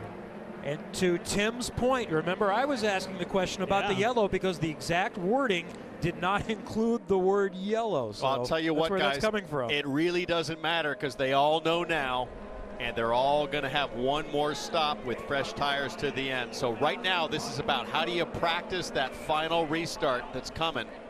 Save your equipment, be smart, learn what you can. 52 to go, winding up one more time. Dixon, Power, Pagenaud, Sato, green again at Texas Motor Speedway. Takuma Sato's looking awfully racy there in 4th place, having a look down the inside, but here comes Graham Rahal to the high side. Graham Rahal finally having a sniff at the front.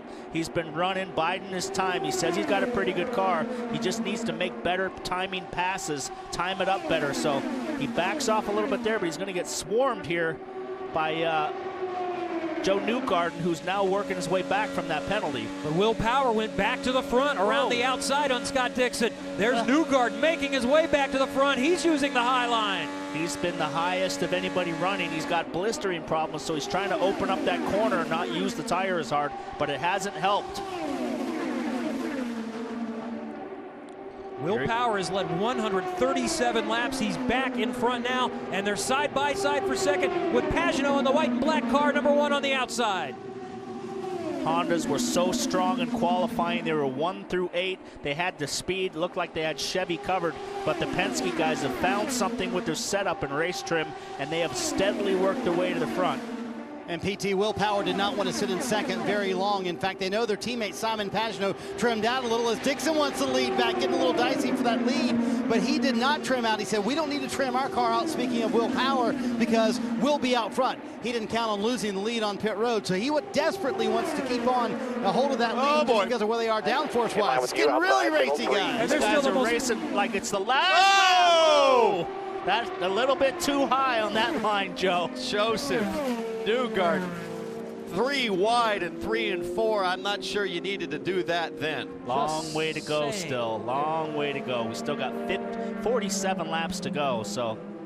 He liked it high in the second lane, Paul. He thought he'd love it in the third lane. Wow. That's really going to be a blow for his championship. He went out at Indy, which was a double points race. Had a good run at Detroit on the second race, but there's been a little bit too many falling out of races now. He's going to be pretty far behind in the points now. Well, we talked about it earlier. Full moon, Texas, it has a way of sucking you in and begging you to go for it. And I just don't think that was needed at this point. Look at how high up the track he is. And there was dirt coming off the tires. Nobody had been running up there yet. Well, and there's track debris everywhere, oil dry from the, you see him wiggling right through that oil dry, and it got away, and he was chasing it up the track rodeo style and sprint car style and just ran out of real estate in the end. Well, Rahal almost got into him from behind. Gabby Chavez had to avoid him. Our 6th caution of the night plus the competition caution. Big second hit too. The car came up off the ground, so 2 pretty good hits. So we were scheduled to have that competition caution at lap 224. Now the clock will start over, so depending on when they go back to green and how long the cleanup is, we either may not have it. If we restart later than 2:18, that seems very unlikely. Well, we're probably going to have a stop for tires with about 10 to go, as you talked was possible. If it was 224, that means you have 24 laps of caution, meaning every lap of caution we have now you subtract from 24, and that's how many laps you're going to have on the restart. Townsend, he went through that speedy dry, all that oil dry, and as soon as he crossed across that, the rear end came out from under them. If we can get another replay of that, he had a big run and went 3 wide, and as soon as he crossed through all that oil dry, the back end just slid out from underneath of him. But Paul, I don't think he would have made it regardless. It was so dirty. Nobody had been running 3 wide down there. Let's watch this is late after the impact. There was dust flying off, rooster tail coming off the back of that car just from a green track as well. Watch Graham Rahal here. See that big pile of speedy dry right there, and as soon as he crossed over that, Townsend, it just went sideways on him. Fair point. That initiated it, and then there's not much grip to recover. See right here. Look at all the speedy dry here, right there. Boom. It's sideways as soon as he hit that. So They haven't done a very good job of cleaning that up. I guess they figured nobody's going to go up there, but somebody tried it. Okay, to clarify on the competition caution, so it's, as you said, Townsend, 30 green flag laps, so they're just going to add to it through this, so they don't have to be consecutive. It does not start over, so we had however many green flag laps, and then once it adds up to 30, it'll be beyond 224 when we take that next competition caution. And Kevin, a quick update. So go ahead, Jan. So there, Mike is back. I just wanted to say that there is now clarification. I have seen the instant message that did go out to the teams that, in fact, even though in that verbiage that you read, the printed copy, there was an IM message that went out to the team saying we will call a caution for that mandatory stop. Okay, well, interesting. Now, every lap of yellow, guys, remember this, that means that last restart becomes less and less green flag running. So if I'm an engineer, I'm going to start thinking about how much downforce do I want to tear out of that thing on the last pit stop with only 11 cars in this race. I'm going to try to give myself, I only need tires for maybe 15 laps now on that last restart. So if I trim out, go super low downforce, that might be the way to go. So help me, when you're taking out downforce, how does that impact being able to go around the high side of someone? Well, maybe Ryan Briscoe could chime in. He's watching our IndyCar race on the NBC Sports app. He's about to take off for Paris. Ryan, I'll see you. I'm taking off for Paris tomorrow. We'll see you in Le Mans. Bummed he's going to miss the finish of this thing. It's going to be wild. But sorry, what was your question, Ken, on the... When you trim out and take off downforce, does that make it harder to go around somebody on the high side? Is there any disadvantage to the pack type of racing that you're going to see at the end? It does, but they will have fresh tires. My point is they won't have to go very long on the fresh tires. On board again, the helmet cam from Graham Rahal. Let's listen to some of his communication. Santos' car is a cannon off the corner. That thing accelerates like nothing I've ever seen. Unbelievable. Well, okay. I mean, Santo is fast.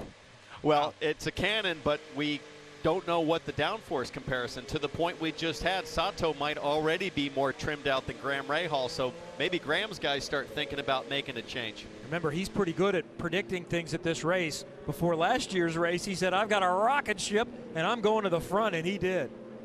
So we'll watch Takuma Sato, who is in 4th position right there in that blue and white car for Andretti, the number 26. Paul, I wouldn't be surprised if somebody even stops here and starts to experiment with tearing off one of those rear wheel pod winglets and just starting to trim out now to practice. See another look at that accident. Joseph Newgarden went 3 wide. He was going for it for the lead. Probably a little bit too early and a little bit too brave for that move with 50 laps to go. He got through that oil dry and lost the rear of the car, and that car is heavily damaged. Pits are open, but it's not mandatory. I still think, why not experiment? You know another yellow's coming, so you can take a chance, try something. If it works, great, stick with it. If not, put it back on the last mandatory stop. And now we're being told that that number does not change, even with the yellow reducing the number of green flag laps. It will be 24 to go. Lap 224 is the next competition caution. Robin?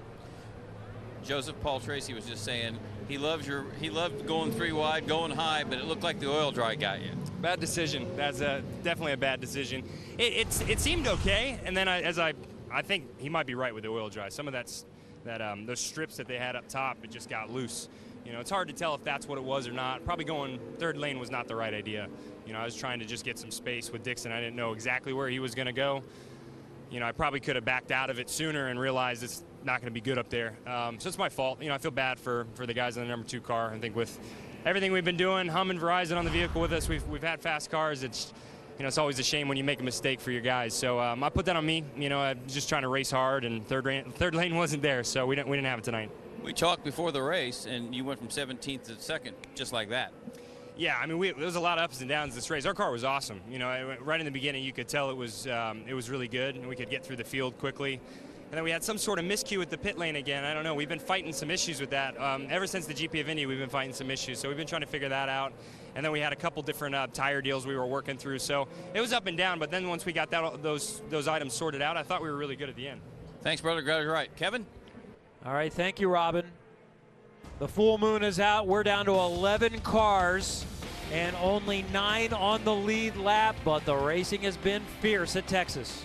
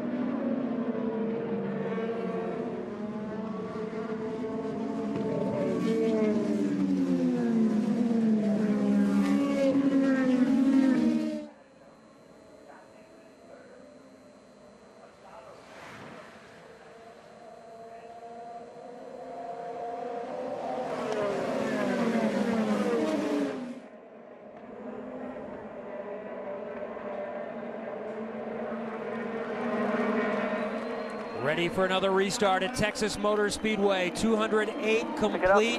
Now we are going to be 39 to go as Will Power leads them back into turn number 1. Sato making a move on the outside of Dixon. Graham Rahal over the radio said his car is a rocket off the corner, accelerates like crazy. So look for him. He's now positioned himself with 30 laps to go towards the front of the field. That third car in line we saw, the blue car, was Scott Dixon as we ride on board with Graham Rahal, who is back in 6th position. The next blue car is Takuma Sato, and up the high side, that's Max Chilton getting a position and going side by side with the Indy 500 winner. Tony Kanaan back there running in the pack. He's now only a lap down. He was 2 laps down, so another yellow will get him back on the lead lap, and he's at a fast enough car to maybe put himself in position to win the race if he can get his lap back. And as we saw, that competition yellow, they are having cars a lap down, pit a lap later, so he would get his lap back. And Marco is back on the lead lap with that wing change. He went down a lap, now he's back on the lead lap, so watch out for Marco as well. There are 12 cars still in the race. Ed Carpenter came back many laps down. J.R. Hildebrand, his teammate, also is back on track, 33 laps down. Pagenaud takes a look around the high side of Scott Dixon. Takuma Sato sort of settled in there to 4th, just studying everything at this point. Our driver's going to be a little more content to stay in line until we get past this last competition caution. You would think, but it doesn't look that way right now, Kevin. Well, right now, if it ends up being a pack race like this, Townsend, you're still going to have a drag race around turns 3 and 4, and that high line is still the dirty line up there. So you've got to get it set up and have it on the bottom and make the guy go through the dirt if he's going to pull off a win. And that oil dry that you talked about earlier, Paul, that big stripe is still there. It's clear 2nd lane high of 3 and 4, but if you're 3 lanes up like Newgarden was, there's 2 strips of that still sit there. Sato now trying to wrangle 3rd place away from Simon Pagenaud. He's got a nose ahead of him now, and he's clear. Simon Pagenaud tucks down into 4th place. Rahal peeking to the outside of Max Chilton. And up ahead, Sato into 3rd, and Rahal going around 2 on the outside. Wow. That's the first time we've seen Rahal get racy all night. Oh, Chavez gets a little sideways with Kanaan. I think those first 3 or 4 cars were just lifting and settling in to ride around. And Graham Rahal's like, man, I'll take it. Well, he's got to get himself closer to the front. He hasn't had a sniff of it all race long. And last year, he positioned himself in the final 5 or 6 laps at the front of the field, and then he made it happen with a big move. So now he's getting close.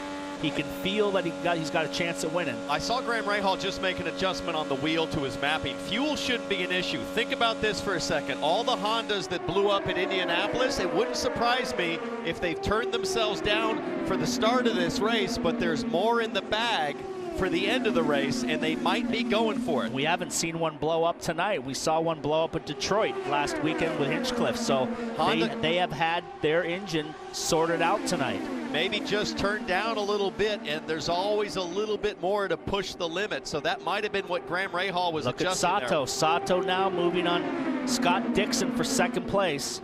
Side by side for that position. Dixon holds on to 2nd right now, Marty. Kevin, these mandatory cautions might be helping Takuma Sato. He told me earlier this morning, he said, I think one deficit we have tonight is that we don't have the long run speed some of these other guys do. So pitting every 30 laps, that might play into the hand of this 26 car. He's awfully quick right now. Excellent information, and Sato is going to try again on the high side of Scott Dixon. What kind of confidence does this 40-year-old have after winning the Indianapolis 500 and also a good run at Detroit, and now side by side for the 4th position with Rahal and Pagenaud hooked up together? That is difficult for Simon Pagenaud, who's inside Graham Rahal, to be pinched down low when you're in dirty air. Good job from Pagenaud to hold the low line, but it's going to be tough. All of a sudden, Graham Rahal's got some speed in his car. We saw him make an adjustment on that steering wheel, and all of a sudden, he's got some straight line speed. And now, 3 laps away from the competition caution, you're thinking a position gives me a better spot to get into the pits, trying to get out on this final stop coming up. So they're going to race until that yellow. Look at the gap that these 5 cars have put on the rest of the field. So that really helps show what might happen on the final restart here. That gap opened up to Chavez back there in 6th, Chilton in 7th. Remember last year's race, what might Simon Pagenaud have learned? He was a little more conservative, but still stayed up there running in that top 4 in this event. Sato now clear of Dixon. Does Dixon have the straightaway speed to pull back up? Right now he's clear. He pushes Dixon below the white line, but he's clear, and he chops the nose off. He wasn't very clear, Paul. I mean, Sato holding Dixon very low through turns 1 and 2. And the Indy 500 winner is coming. Takuma Sato to the outside of Will Power, going for the lead at Texas Motor Speedway. No attack, no chance. That's Sato's Will motto. Power runs him up the track a little bit. He ran up wide to push him up the track. He's going to make him go the long way. Keep digging. As Dixon comes back and closes the gap on Will Power. So Dixon back to 2nd place at the line. And Dixon forcing his way through. Flag. And that's the competition caution, and Dixon was ahead for the 2nd position. Power in front, Dixon, Sato, Pagenaud, Rahal, Chavez, Chilton, Andretti, and Daly on the lead lap. Kanaan 1 lap down, should get his lap back. And that was a power move from Scott Dixon, I think, sending the signal to Sato, hey, don't run me dirty, don't run me tight, I'm coming right back at you.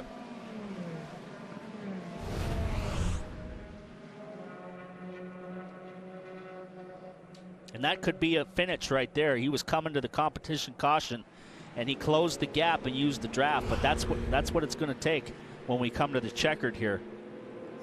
Certainly they are learning where they want to be placed, because there's no doubt it is going to come down to this final lap once again tonight at Texas Motor Speedway. Pits are open. This is a mandatory pit stop, and a change of all 4 Firestones are coming up. Little donut here on the shark fin for Takuma Sato, so he has rubbed with somebody. Don't know if that was Dixon earlier or maybe some other incident earlier in the race, but we probably are going to see plenty of rubbing this last restart, guys. It's going to be close. Rubbin's racing at Texas Motor Speedway.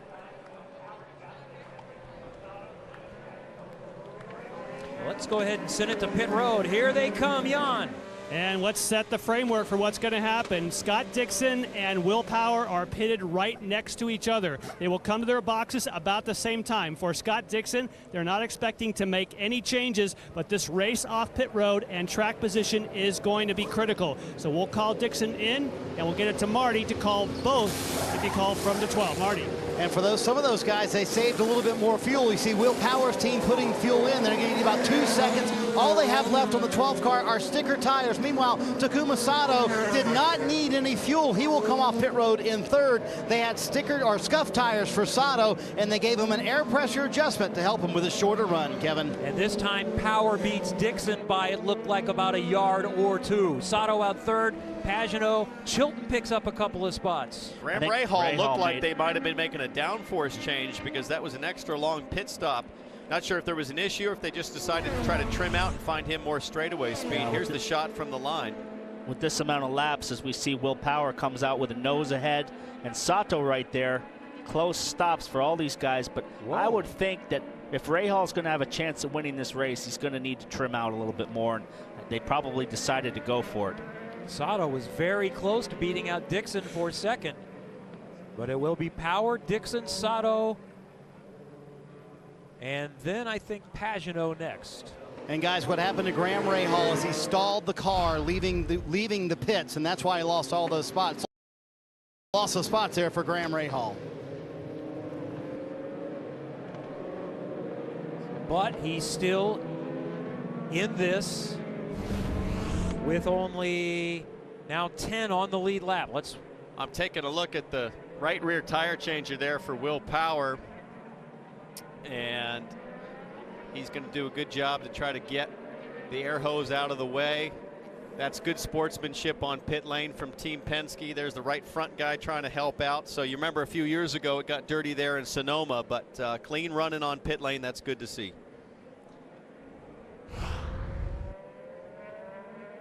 So the pit guys working together. Now the drivers are going to need to trust each other as We've seen how they've been racing with a lot of laps remaining. Now as we are inside the final 20 by the time we go green, it's going to really ramp up in intensity. Katie?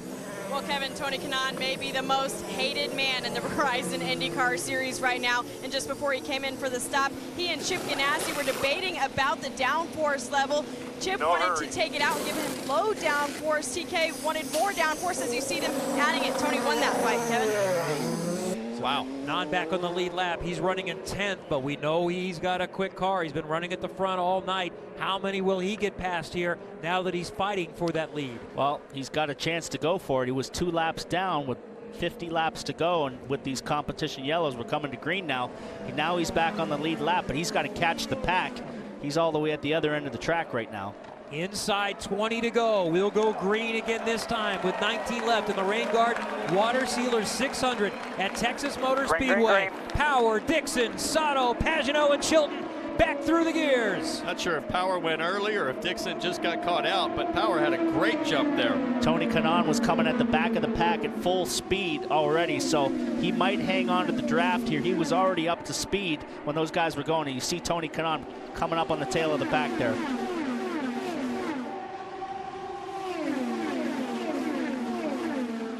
Momentum winding up as Scott Dixon trying to get to the front on the high side of Will Power. I think he led that lap at the line. I think he had barely an inch on him, so Will Power holds a tight line. I think Dixon pushes up a little bit.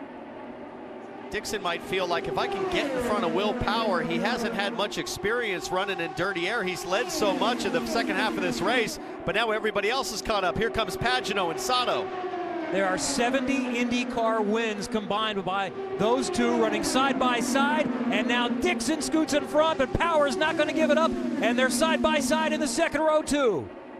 Remember at the start of the race, we talked about Will Power and Scott Dixon, statistically the best drivers at adapting to a new racetrack like we have here at Texas. No surprise, they're up front, duking it out for the win. Dixon leads that lap. We have 16 laps to go, so now they're 2 by 2 by 2 by 2. So we got a side-by-side racing.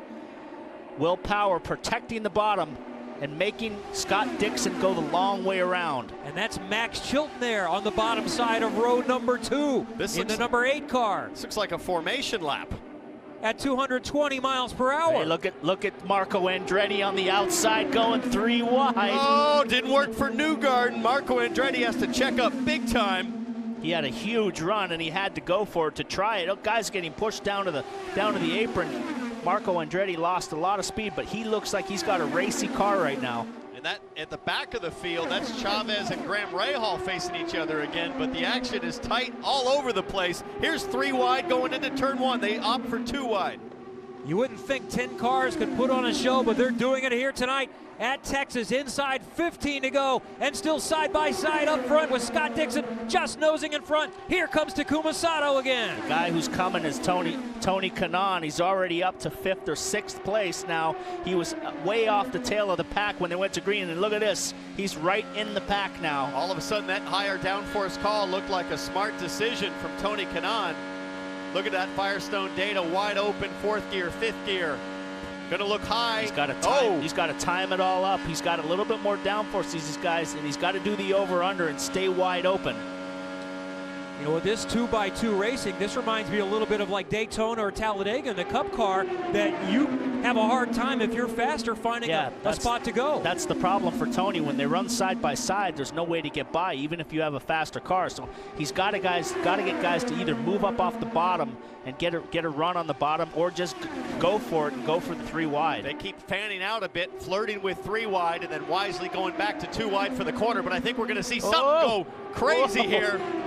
Max Chilton drops over that big drop off to the apron in the grass, almost loses it. Nice save. Here comes Graham Rahal now. Graham Rahal up to 5th, it looks like, on the high side. And in all of this, Connor Daly, who has been struggling for pace all weekend, running in 7th and now in 8th position as they continue to go side by side, nearing the final 10 laps as Will Power's wife, Liz, watches on. Her husband going side by side with Scott Dixon out front. Whoa. And 3rd and 4th also side by side with Pagano and Sato. Graham Rahal sliding way up the track. Now Dixon has a nose on Power again. I thought he might get him there, but no, Power comes fighting back. Tony Kanaan looks to me like he's got the best car right now with that downforce change, but there's just nowhere for him to go. Oh, these two are touching wheels.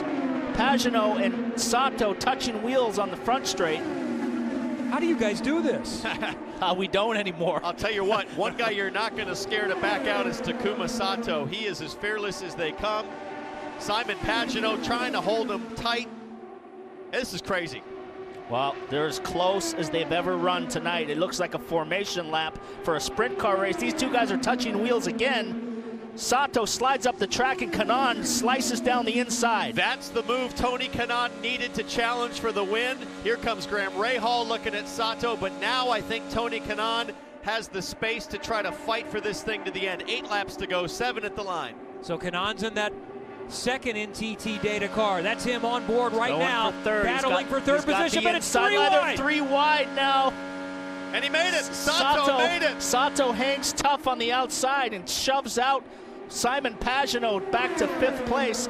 Or did he back out like he did last year and decide to live to fight to the finish? I got a feeling the two best cars right now are Sato and Kanaan. They're both looking for a way around these leaders, but you're going to have to do a 3 wide like this. No attack, no chance. Takuma Sato making it stick 2 laps in a row on the high side, up where nobody's been willing to go before, and he slots into 3rd. Power stays out in front. That's Dixon right behind him. Sato in the 2nd blue car. Kanaan is the 3rd blue car running in 4th. Sato coming to the bottom side of Scott Dixon, and they turn. Dixon goes around. Sato goes around. Power is in front. Well, you knew it was going to happen at some point. They were absolutely driving like maniacs. Scott Dixon is going to be furious, as he should be. Connor Daly also collected. I wonder if they'll call a red now and do a green-white checker, or they're just going to get this over with. And right now, Will Power's in front, and the guy who everybody was mad at was Tony Kanaan in 2nd. Chilton, heavy damage. If I'm him, I just keep driving around under yellow and just drag that front wing around and get to the finish line. Keep driving it. Oh, yeah, Chilton is going to be able to limp around to get a 7th place finish, and let's watch again what happens. Sato drops a wheel in the grass right here and just loses it. It bottoms, he loses the rear, catches Dixon, and they're both around, and poor Connor Daly gets wrapped up in it, and he spins trying to avoid everything. And I thought Dixon would make it, but that's Max Chilton that augured into the side of his teammate Scott Dixon. There's Connor Daly down low. I'm not sure if Connor had any contact. Sato just didn't know where the track limit was there. Well, the track limit's the grass. Well, that's what I'm not sure he realized. I think he was paying such close attention to Power, he just didn't have any idea where the verge was. At this stage of the race, you're so fixated on the nose in front of you. And I've touched the grass there going through the short chute, and guys do it in cup cars, and you're just so fixated on trying to get the run done and get a run down the inside. You just mistimed that corner a little bit. As we see Kanaan, we get a great view right here. Watch the dirt kick up off of his car.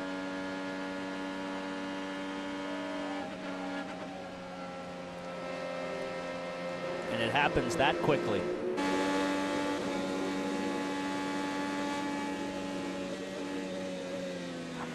Crash up high, low. What a great job from Graham Rahal to look far down the track and just nurse that thing past the chaos. Here it is from another angle. Now, it had been discussed. I had asked the question of race stewards, what scenario might you red flag it like we've seen before, and we're past that point of no return. You needed more laps to be able to do that. So this is how this one is going to finish. Liz Power's husband, Will Power, is going to head to victory lane for the 31st time as we see those involved in this latest incident, a war of attrition. We are down to seven cars on the lead lap, plus Ed Carpenter and J.R. Hildebrand, who had been running but many, many laps down. Good shot of the tether that IndyCar uses to keep those winglets, if there is damage, from flying up into the grandstands or anywhere else. They're going to put a fresh wing on, Paul. I'm not sure it matters to your point. He's on the lead lap. He's the last car on the lead lap in 7th, which is still Unless a they good can't finish. Get the nose box